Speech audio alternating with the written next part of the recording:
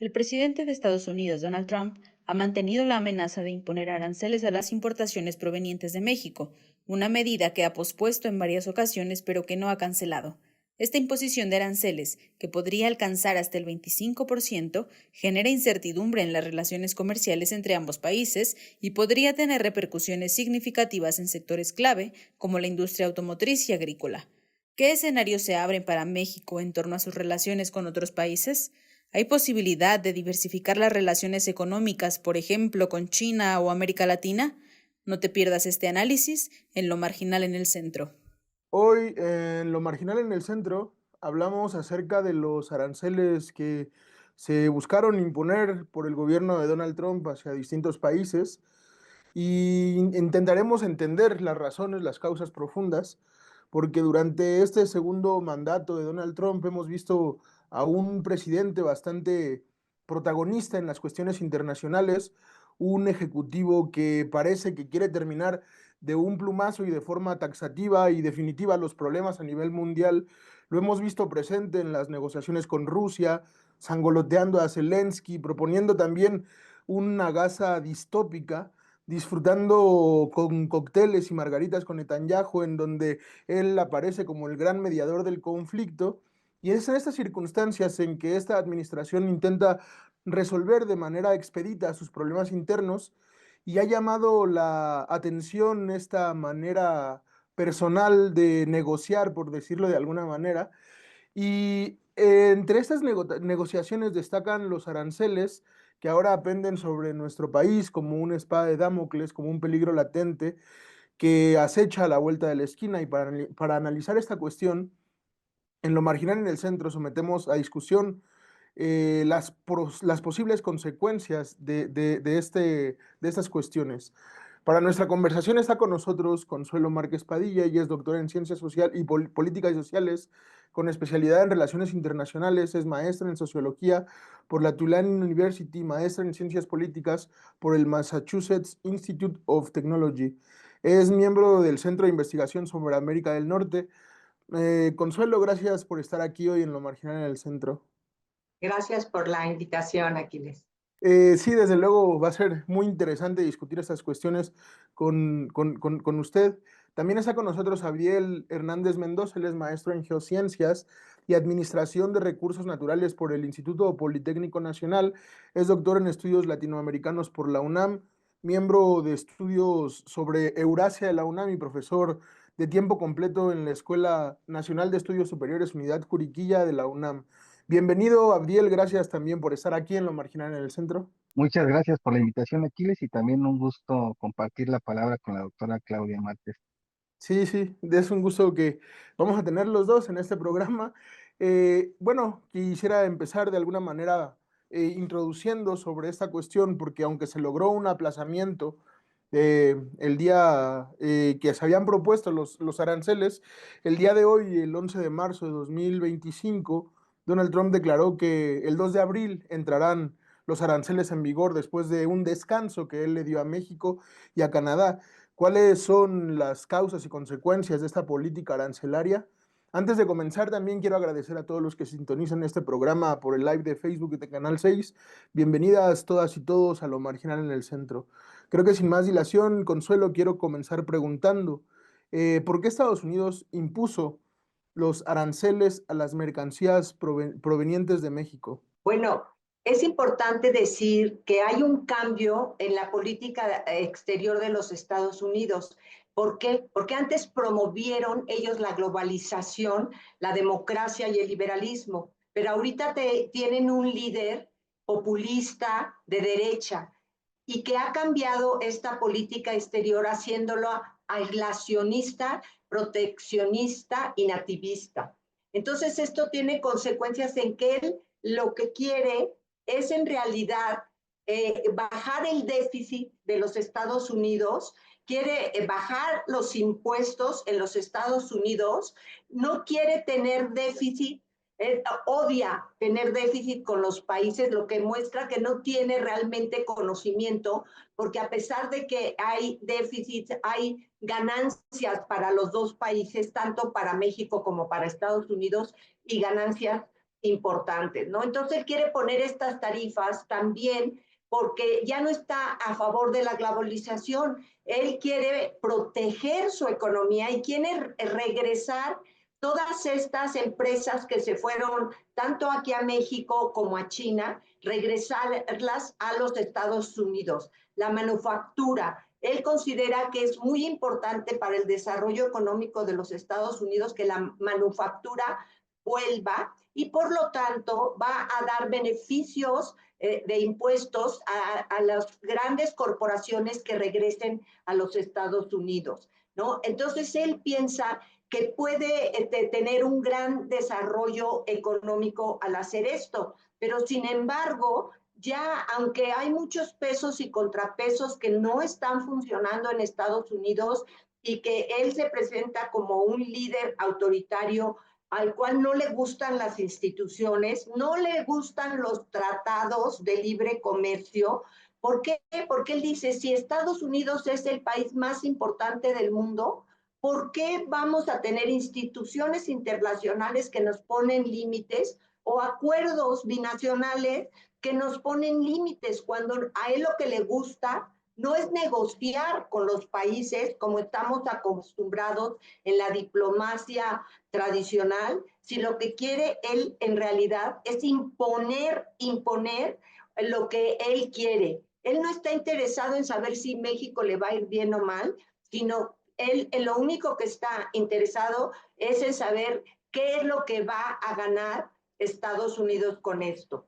Pero lo que nos damos cuenta es que ahorita que él ya ha anunciado estas tarifas, ha habido otro peso y contrapeso, que es el mercado de los Estados Unidos. La bolsa se ha caído y esto le ha mandado el mensaje al presidente Trump que los empresarios no están de acuerdo con esta política de poner aranceles a sus socios comerciales más importantes, como son México, que es su socio comercial número uno, y Canadá. Entonces, ¿cómo es posible que él esté tratando así a sus aliados? Y lo impresionante es que él está diciendo es que por un lado quiere proteger y proteccionismo, pero por otro lado está diciendo, pues yo me voy a ir a negociar a otras partes del mundo, a la India y a otros lugares, pero que él se dé cuenta que lo que está creando es falta de confianza. ¿Quién le va a creer al presidente Trump después de que está traicionando a sus dos socios comerciales más importantes? Sí, efectivamente, creo que es importante esta visión del proteccionismo actual de Estados Unidos y entender estas formas de negociar que tiene sobre todo con Canadá y con México. Creo que con Canadá también se ha visto muy agresivo y diciéndole a Canadá que le vendría mejor ser el estado número 51 y sí tiene una repercusión pues de alguna manera grave en el mundo contemporáneo y en ese sentido, Abdiel, te quería preguntar viendo lo que la doctora Consuelo relataba, esta gestión proteccionista de Estados Unidos, ¿cuáles son estas razones de los aranceles de Trump? ¿Esta política es el camino más adecuado para conseguir los objetivos que la motivan? Sí, pues la mejor lectura dicen por ahí que es la que completa y justo lo que dice la doctora Paz Consuelo, Márquez, el populismo de Donald Trump no es algo nuevo. Y eso lo vimos con el séptimo presidente estadounidense, Andrew Jackson, ¿no? Por eso se dice que trae un enfoque jacksoniano, Donald Trump respecto a lo que es el populismo económico, la defensa agresiva de los intereses nacionales, en donde pues los procesos de expansión prácticamente se empiezan a desarrollar desde ese punto.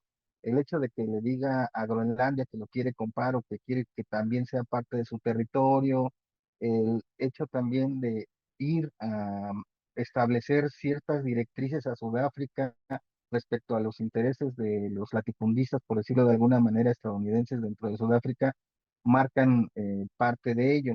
Y algo que ya estaba comentando la doctora Consuelo es ignorar los mecanismos multilaterales. A Donald Trump no le gusta negociar en bloque, le gusta negociar vis a vis porque es donde se siente cómodo y lo hace precisamente con los puntos de dolor de cada uno de los estados. Sabe cuáles son las necesidades de Canadá y precisamente sobre las necesidades de Canadá es precisamente desde donde hace las negociaciones. Sabe que para México uno de los problemas es el narcotráfico y precisamente con el narcotráfico y las cuestiones de seguridad es con las que hace ese tipo de negociación. Ahora, parte de esto, en términos de lo que hace Donald Trump, es vincular agendas no comerciales con las concesiones económicas. ¿A qué nos referimos con esto? Bueno, la migración y el narcotráfico que tendrían que llevar otro camino y otra agenda, las vincula con la cuestión económica, las mezcla en el mismo sentido, como si todo esto se resolviera precisamente con medidas arancelarias y automáticamente los problemas que son históricos, que son sistémicos, fueran a resolverse. Entonces estamos frente a una retórica totalmente confrontativa para también movilizar en vísperas de generar adeptos hacia las siguientes elecciones del 2026, porque acuérdense que ya estamos con una cuestión mediática bien interesante donde esto no termina, ¿no? Llega alguien a la elección y prácticamente, y no sucede solamente en Estados Unidos, ya está en campaña electoral para las siguientes campañas, por decirlo de alguna manera, y es un modus operandi, ¿no? Pero lo que está también dejando de ver son fallas dentro del control migratorio estadounidense. Pese a al despliegue que México ha concedido con la Guardia Nacional en el norte de la frontera, se sigue diciendo que hay migración, entonces no ha funcionado parte de estas medidas.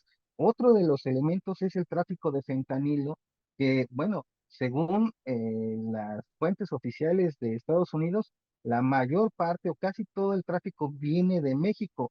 Sin embargo, menos del 1% ha sido interceptado. Entonces eso también habla de las fallas al interior de los mecanismos de seguridad que tiene Estados Unidos y que no, digamos, no están siendo evidenciados, por decirlo de alguna manera. Entonces, sí, hay de alguna manera una cuestión de conseguir objetivos de manera inmediata para mostrarse como ese presidente rígido, como esa figura fuerte e incluso, como lo mencionaba hace un momento la doctora, caen las bolsas el día de ayer en Estados Unidos y lo primero que hace en términos de un populismo es decir, me voy a comprar un Tesla, ¿no? Y hoy en la mañana la noticia fue precisamente verse él al lado de Elon Musk, porque esto también hay que decirlo, dentro de la oficina oval hay un empresario de los grandes, de los más grandes a nivel del mundo, tomando decisiones y apoyando esta política de decretos que tiene prácticamente todos los días en términos de una presión totalmente, digamos, modernizada, pese a que en el sector automotriz, pues hay muchos elementos que nos tienen atados por todavía vigente, por decirlo de alguna manera, Tratado México, Estados Unidos, Canadá.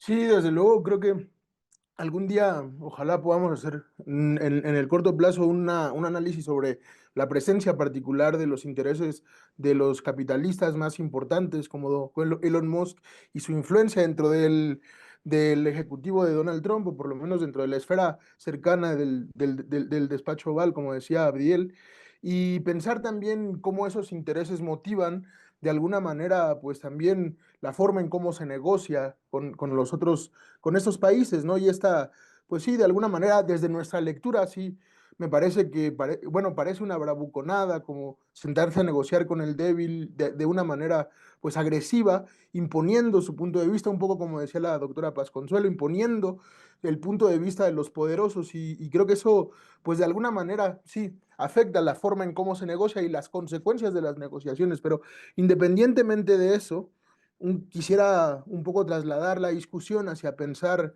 las posibles salidas que tiene nuestro país frente a estas formas de negociación, de guerra comercial arancelaria, Y de alguna manera, doctora Paz Consuelo, quería preguntarle qué escenarios se abren para México en torno a sus relaciones con otros países. ¿Hay posibilidad, aunque, bueno, quisiera que nos explicara, hay posibilidad de diversificar las relaciones económicas, por ejemplo, con América Latina o con China, o cómo se observa esta cuestión? Bueno, pues es importante decir que realmente México siempre había tratado de diversificar su comercio. No quería pertenecer solamente ni ser tan dependiente a los Estados Unidos, ¿no? Sin embargo, pues muchas veces era mucho más fácil comerciar, para los empresarios era mucho más fácil, por dada la cercanía que hay con Estados Unidos, que era nuestro mercado, digámoslo, natural, ¿no?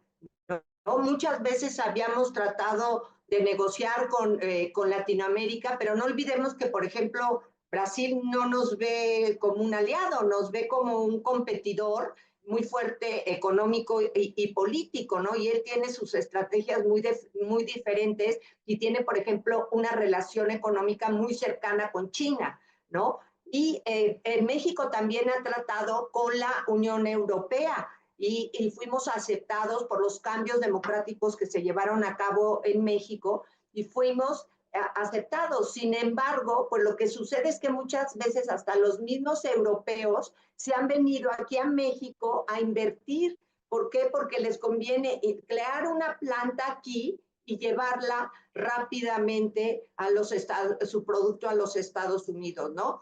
La pandemia lo que vino a demostrarnos es que estas cadenas productivas que se habían creado, de repente se frenaron totalmente, ¿no? Y entonces fue cuando en la administración Biden se hablaba de un nearshoring.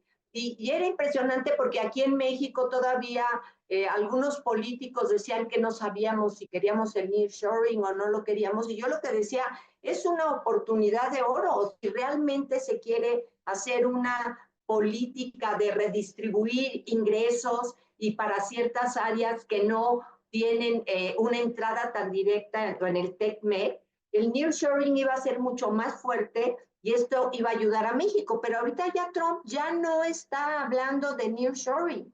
Eso es lo preocupante. Él ya en realidad se ha enfocado en desarrollar la economía de los Estados Unidos y cree que la mejor forma de hacerlo es haciendo este proteccionismo. Pero no hay que olvidarnos que antes de la Segunda Guerra Mundial los países se volvieron proteccionistas, como Estados Unidos después de la crisis del 29, y entonces esto desemboca en la Segunda Guerra Mundial. Entonces esto ahorita es muy preocupante porque lo que vamos a ver también es un cambio geopolítico. Estados Unidos ya no quiere jugar el papel de policía del mundo. Obviamente él está en contra de la Unión Europea, dice que no le gusta que haya esta unión, porque obviamente esta unión se formó para balancear el gran poder de los Estados Unidos. Entonces él prefiere negociarlo, como yo les decía, en forma binacional y no multinacional, como decía Biel, ¿no? Entonces, multilateral. Entonces, ¿qué es lo que pasa? Que ahorita vemos que está tratando de desbaratar estas regiones económicas que se han formado para dar una respuesta a la globalización. Y lo más impactante es que ellos fueron quienes promovieron, Estados Unidos, la globalización. Y el área, la región más productiva es la región de América del Norte. Y sin embargo, qué paradoja, que es Donald Trump el que quiere acabar con esta región y con esta relación de la globalización. A pesar de que Estados Unidos es el país que más se ha beneficiado con la globalización. Esto es una paradoja y lo que está sucediendo es que estamos yendo a un mundo multipolar que no sabemos en qué va a desembocar. Se van a formar diferentes alianzas y en ese sentido, por un lado, Donald Trump está en contra de que tengamos relaciones cercanas con China y por otro lado nos está empujando a que tengamos una mayor relación económica con China, ¿no? Entonces, no puede querer las dos cosas al mismo tiempo, porque una de las dos va a ser la que va a ser más exitosa, ¿no? O seguimos teniendo una relación y respeta el TECMEC, que nos ha beneficiado a México y que ha beneficiado a Estados Unidos, o tendremos que buscar otros mercados como la Unión Europea, Latinoamérica y China principalmente. Desde luego que en esta paradoja o en esta contradicción aparente que creo que sí hay una resolución que en realidad parece que nos está guiando a lo que, a lo que quiere que hagamos los Estados Unidos y que en dado caso que no se cumplan los acuerdos o las negociaciones que México pudiera hacer con Trump, pues otros elementos pudieran entrar en juego, ¿no? Por ejemplo, pienso en el poder que tiene Estados Unidos, que de alguna manera se puede hacer valer sobre México, pero bueno, en esta coyuntura, Abdiel, quiero preguntarte lo mismo que le preguntaba a la doctora Paz Consuelo. ¿México puede diversificar sus relaciones económicas con otros actores económicos? La Unión Europea, lo ponía la doctora Paz Consuelo, China, América Latina, pueden ser eh, actores económicos importantes a raíz de una hipotética puesta en práctica de los aranceles para nuestro país.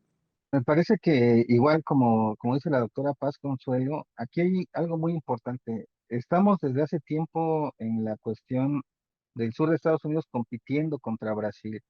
Va a ser muy complicada una integración, por ejemplo, de repente hay alguien que dice, ¿por qué México no se va a los BRICS? Bueno, está Brasil dentro de los BRICS, que es uno de los competidores de México muy fuertes, que de manera muy complicada vamos a ver a México y a Brasil compartiendo liderazgos, y esto es algo no nuevo, sino que ya es histórico. Sin embargo, en la próxima reunión de los BRICS, Brasil Lula da Silva invita a Claudia Sheinbaum a participar también en este juego de estira y afloje, que no solamente es contra México, es contra Brasil, es contra Colombia, es prácticamente contra los que eran considerados sus aliados en algún momento Contra de Estados Unidos, Canadá, contra Canadá, ¿no? Que despide a Trudeau diciéndole que es el gobernador del estado 51, ¿no? Y que está teniendo una política bien interesante respecto a cada mes cambiar, digamos, la excusa del por qué ahora se van a elevar los aranceles, ¿no? Entonces, hoy es el narcotráfico, mañana va a ser la amistad con China, después va a ser otra cuestión, vamos a regresar al mismo punto, pero esta, digamos, continuidad seguramente la vamos a poder observar. Entonces, aquí en México se ha intentado de alguna manera tener esa cautela, no reaccionar de manera inmediata a esta también que es una política de tweets o de la ex diplomacia por la red social, porque todo lo están anunciando por ex, ¿no? Incluso las diferencias entre el presidente, un presidente perdón, de Ucrania con el vicepresidente Vance, con Elon Musk. Entonces se vuelve toda esta cuestión también como una parte mediática que le gusta a Donald Trump ser este showman de la política exterior, mostrar ese poder a nivel internacional. Sin embargo, como ya lo dijo hace un momento la doctora, está tocando sectores sensibles en donde ahorita están a punto de una crisis alimentaria. ¿Por qué? Porque los trabajadores mexicanos no quieren ir a trabajar al campo por este temor hacia las redadas, y se observa ya en filas, por ejemplo, la escasez de huevo en Estados Unidos, que la podemos ver prácticamente a diario, está ahí de alguna manera presente. México tiene temas pendientes en este sentido, por ejemplo, en el distanciamiento que se ha tenido por cierto tipo de cuestiones con Ecuador, con Perú, para poder reactivar otros mecanismos en donde pudiera tener a lo mejor más contundencia, como lo que es la Alianza del Pacífico, el Mercosur, ¿no? Que tendría de alguna manera que reactivar estos otros mecanismos para no solamente confiarse respecto a lo que es lo tradicional con la Unión Europea, porque también la Unión Europea, habrá que decirlo en estos momentos, está teniendo fracturas y que son motivadas también por la llegada de Donald Trump, e incluso se están reactivando, si ustedes ven las noticias en Grecia, en Rumania, muchos movimientos anti-Unión Europea que están haciendo eco precisamente de digamos, clima en el que se encuentra la geopolítica, como mencionaba muy bien la doctora Paz Consuelo hace un momento. Yo diría que México está apostando, o tendría que apostar, mejor dicho, a tres elementos. La cuestión geoeconómica respecto a lo que es la diversificación y creación de sus propias empresas con un sistema nacional de innovación propio que se ha buscado, yo diría que desde la década de los 70, pero no se ha consolidado en el caso del país. Vamos a ver si ahora con la nueva Secretaría de Ciencia, Humanidades y Tecnología se podrá hacer. Y por eso el otro vector tendría que ser el vector tecnológico. Ya se anunció por ahí que México en algún momento quiere también competir en la cuestión de los semiconductores. Y esto es fundamental porque lo decía hace un momento la doctora. De repente nos aleja de China, pero nos avienta con China, pero también a la vez quiere hacer negocios con China para que China, Rusia y Estados Unidos se desarmen y hagan una famosa trilateral, que es la que está buscando desde hace mucho tiempo, y en eso México puede aprovechar también para esta cuestión de generar sus propios semiconductores en el marco de una revolución digital que es en la que nos encontramos también en este momento y en la que México no participa de manera directa. Esto que decía la doctora es fundamental porque hace un año estábamos con la fiebre del nearshoring y ahorita es totalmente la relocalización de las empresas estadounidenses hacia su territorio. Y entonces, ¿con qué tecnología nos quedamos? Era tecnología prestada. Y ese es un problema para un país como México que no tiene independencia tecnológica. Y la otra, pues sí tiene que ser la cuestión diplomática, ¿no? Todo este tipo de medidas no arancelarias, en donde pues sí tiene que hacer presencia en lo que son los frentes jurídicos internacionales, en la cooperación internacional, en reactivar viejos proyectos de integración que se tenían olvidados y probablemente voltear a ver de nueva cuenta a América Latina y al Caribe. Sí, se antoja un escenario, pues, de alguna manera importante, ¿no? Pensar en el desarrollo tecnológico de los países del sur global y las relaciones económicas, por ejemplo, con América Latina y el Caribe, y México como un actor importante. Creo que sí, parece o suena que es posible de alguna manera, pero para terminar con nuestro programa y sobre todo porque quiero también pensar sobre la cuestión de la forma y la importancia que han tenido los aranceles, porque de alguna manera, como lo mencionaba Sabiel y también la doctora Paz Consuelo, los aranceles parece ser como una herramienta de presión o una herramienta de negociación que están siempre latentes en la forma en cómo se obtienen pues ganancias por parte de Estados Unidos, pues por su posición de poder efectivamente. Pero en un hipotético caso de que se pudieran implementar los aranceles, estos distintos aranceles, ¿qué consecuencias habría, doctora Pasconsuelos, para la economía mexicana? ¿Sería funesto? ¿Qué podríamos esperar?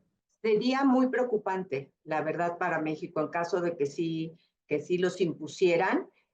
A mí me impresionaba un día platicando con algunos empresarios que me decían, es que no lo van a hacer porque es como darse un balazo en el pie. Pues no le está importando a Donald Trump darse ese balazo por una idea que él tiene. O sea, detrás de esto también hay una idea nativista de que quiere regresar a Make America Great Again.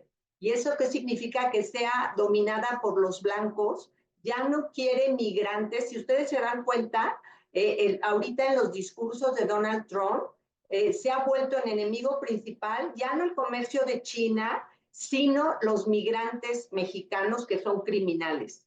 Todo el tiempo ya, siquiera decía antes, hay algunos hombres buenos. Ahorita todos son asesinos, criminales, violadores, narcotraficantes, o sea, y él quiere parar esta migración, la quiere parar, aunque nosotros sabemos que le hace falta, como dijo el doctor Abdiel, les hace falta trabajadores para su campo, les hace falta trabajadores para reconstruir California, en Los Ángeles, o sea, entonces es un hecho que les hace falta, necesitan migrantes porque aparte su población está envejeciendo y eso es un bono que tiene Estados Unidos, que entre jóvenes y que paguen impuestos y que puedan sostener a la población que está envejeciendo en los Estados Unidos. Otros países no tienen este beneficio. Entonces, lo que es increíble es que Donald Trump, con esta idea populista que él tiene y nativista quiere parar la migración, quiere parar, disminuir la relación con México y no le importa las consecuencias que puede tener. O sea, ya se está hablando de una posible recesión en Estados Unidos con estas consecuencias. Es para que inmediatamente cambiara. Pero vamos a ver, yo todavía tengo la esperanza de que se suavice en este sentido, pero sí creo que nos está presentando un escenario muy difícil. A México realmente veríamos de por sí ya la economía de México está casi no creciendo. Si esto sucede, pues sí se va a venir una situación muy crítica para México. Sí, sí, efectivamente, leyendo el panorama contemporáneo de la política impulsada por Donald Trump, me parece que es difícil no recordar la caracterización que hacía, por ejemplo, Humberto Eco del fascismo y de este fascismo eterno con algunas características particulares. Pienso en lo que decía de el odio, las políticas de demonización o de criminalización de los migrantes, poniéndolos en el punto de mira como lo peor de lo peor contra las minorías, los homosexuales, las personas disidentes que están en el blanco, en la diana de estas comunidades, ¿no? De esta gran América blanca, que es un concepto pues terrible para entender la realidad. Y en ese sentido también, Abriel, querría terminar el programa preguntándote sobre las hipotéticas consecuencias para ya no solo para nuestro país como México, sino también para los paisanos, para los migrantes, para los pobres del sur global que pues están siendo excluidos de este proyecto político trumpista. ¿Cuáles serían las posibles consecuencias de unas políticas arancelarias como las que propone Donald Trump en caso de que se llevaran a cabo? Sí, me parece que algo a lo que sí nos vamos a tener que acostumbrar es que cada determinado tiempo va a estar presionando Donald Trump con algún tema que se le atraviese con México. Insisto, ya fue la migración, el narcotráfico, vienen los temas de repartición de agua, ya sea por el río Conchos o el río Bravo. Algo se va a ocurrir, ¿no? Las cuestiones también que tienen que ver con los proyectos de infraestructura de regasificación de costa a costa que se los está encargando a México, pese a que México tendría que contaminar el mar de Cortés, por ejemplo, en este tipo de proyectos, y todavía pues tendría, podrían ser más fuertes en este sentido, ¿no? Lo mencionaba ya hace un momento la doctora Paz Consuelo, como de empezar a ver estas extradiciones masivas, no solamente mexicanos, sino también, ya lo vimos con la cuestión venezolana, lo estamos viendo, por ejemplo, con los proyectos de reconversión de Guantánamo, a que no sea solamente esa cárcel a la que nos tenía acostumbrados a no recibir información, ahora ya nos está diciendo que va a ser una cárcel específicamente para las personas que se van a extraditar. Y también vamos a ver como mucha presión respecto a algo que venía como eh, tomando forma y lugar, que era la consolidación de un mercado asiático dentro de México, dentro de América Latina, y las presiones precisamente para expulsar a China con aranceles. México ya lo está haciendo, incrementarles aranceles a los chinos en específicamente, lo vamos a ver en ese sentido. Otro elemento seguramente va a tender hacia la cuestión de exigirle a estos países la militarización de sus fronteras, más inversión respecto a lo que es la seguridad, porque lo dijo hace un momento en la primera intervención la doctora Paz, Estados Unidos está en un déficit, me parece que es el peor déficit de su historia, si no me equivoco, son más de 918 mil millones de dólares lo que tiene de déficit en estos momentos, está reduciendo gastos por donde sea.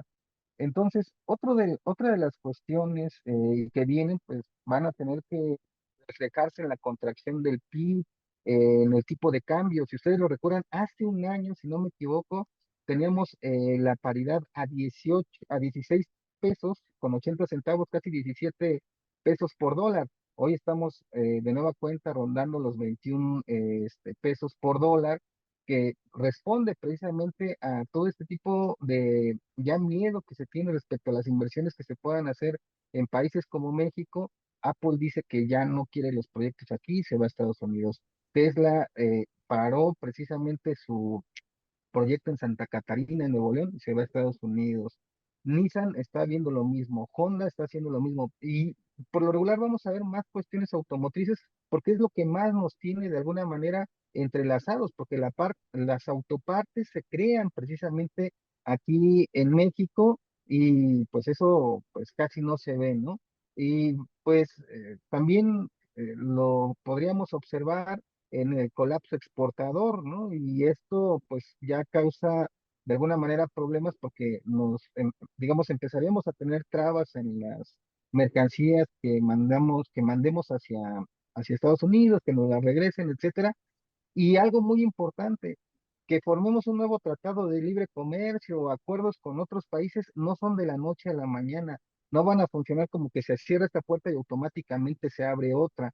México en ese sentido digamos, se vio muy conservador con esto que ya era muy cómodo y tener comercio orientado más del 80% hacia Estados Unidos y estas son advertencias que se tienen desde que yo estudiaba relaciones internacionales a finales de la década de los 90, ¿no? México debe diversificar su economía. 20 años después, pues, ¿qué creen? No la hemos diversificado, seguimos girando hacia Estados Unidos y, como lo decía hace un momento la doctora, probablemente ahora ya que tenemos todo esto encima, sí la diversifiquemos, probablemente. Pues sí, parece que el escenario que se abre es un escenario de alguna manera peligroso, pero bueno, no de alguna manera es peligroso, con un personaje y con un momento histórico muy complicado, sobre todo pues para los grupos más vulnerables que históricamente pues han sido de alguna manera vilipendiados, y pensar en eso pues también nos obliga a reflexionar sobre algo que decían nuestros panelistas, que es la posibilidad de un mundo multipolar que se abra y que los países pobres tengan también posibilidad de tener mejores condiciones de relaciones entre ellos mismos. Agradezco profundamente la participación de la doctora Pasconsuelos, creo que ha sido muy edificante también la experiencia del doctor Abdiel, que creo que ha sido también muy edificante para el programa de Lo Marginal en el Centro. Muchas gracias a todos los que nos sintonizan. Nos vemos en próximas emisiones de Lo Marginal en el Centro.